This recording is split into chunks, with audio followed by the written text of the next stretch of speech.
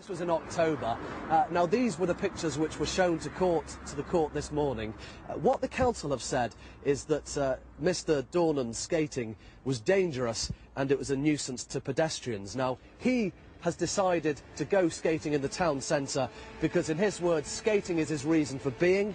He also says it keeps him healthy. Again, in his words, stops his body from falling apart. But the reason he says he chooses to do it in the town centre is because he likes skating to the music and there's always buskers performing. Now, in his defence, he said, and I quote, "I assert my right to skate harmlessly."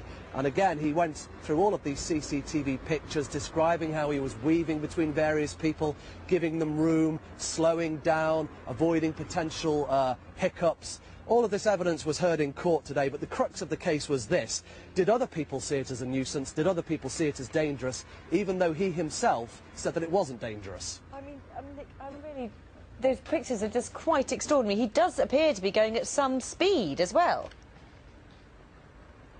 Well, by his own estimate, it was about 9 miles per hour. But the prosecution said, quite simply, that here in Southport there's a 4-mile coastal path. Why could he not go and skate there? His answer, no music, so it wouldn't be as much fun.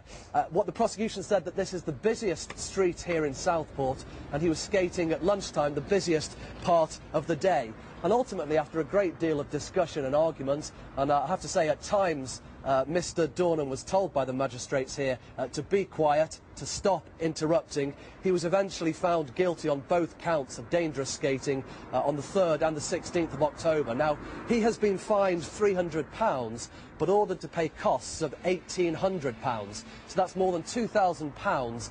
All of that has been suspended because he has said that he will appeal to the Crown Court. So this is by no means the end of it. But I said at the beginning that one of the interesting features of this case is Mr. Dornan's character.